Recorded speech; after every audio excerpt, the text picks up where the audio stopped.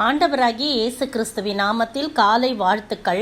இன்றைய மன்னா, அவர் கன்மலை, அவர் கிரியை உத்தமமானது.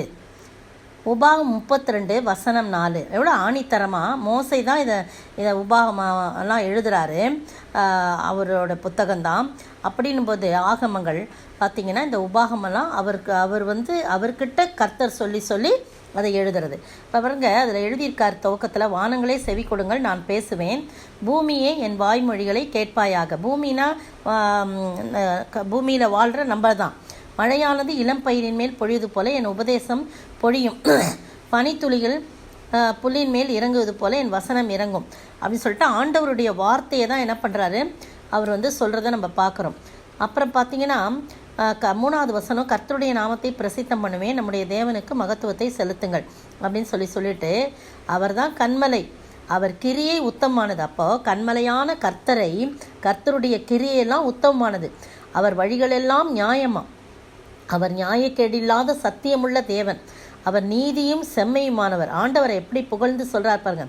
அவர் தான் கன்மலை, அவர் கிரியையெல்லாம் உத்தமமானது, அவர் வழிகள்லாம் நியாயம், அவர்த்தில் நியாயக்கேடு எதுவுமே இல்லை, சத்தியமுள்ள தேவன், அவர் நீதியும் செம்மையுமான தேவன். எதுக்கு 2 தடவை சொல்கிறேன் அப்படின்னா, அதை நம்ம கிரகிச்சுக்கணும், அதை நம்ம உள்வாங்கிக்கிட்டு, ஆண்டவரே நீர் தான் என் கன்மலை, நீர் உத்தமமானது, உம்முடைய வழியெல்லாம், உம்முடைய கிரியையெல்லாம் உத்தமானது. அந்த எந்த ஒரு மனிதன் ஆண்டவரை கன்மலையாக கொண்டு அவருடைய கிரியை, உத்தமமான கிரியை பின்பற்றாங்களோ அவங்களுக்கு ஆண்டவர் ஆசீர்வாதத்தை கொடுப்பார். அதனால் மழையானது இளம் பயிரின் மேல் பொழிவது போல அவருடைய உபதேசம் பொழியுமா, பனித்துளிகள் புல்லின் மேல் இறங்குவது போல அவருடைய வசனம் இறங்கும் அப்படின்னு சொல்லப்பட்டிருக்கு. இந்த அருமையான வேளையிலே அந்த உன்னதமான உத்தமமான ஆண்டவருடைய கிரியைகளை நாம் பெற்றுக்கொள்ள வேண்டும். அது என்ன கிரியைனா, அது நீதியும் செம்மையுமானது, நியாயக்கேடு இல்லாது, அவர் சத்தியமுள்ள தேவன், உண்மையுள்ள தேவன்.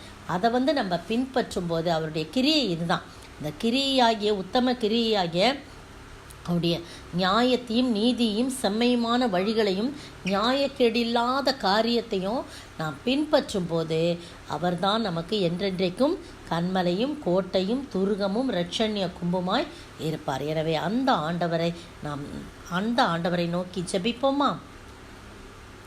எந்தன் கண்மலையானவரே, என்னை காக்கும் தெய்வம் நீரே, வல்லமை மாட்சிமை நிறைந்தவரே, மகிமைக்கு பாத்திரரே, ஆராதனை உமக்கே, ஆராதனை உமக்கே, ஆராதனை உமக்கே, ஆராதனை உமக்கே.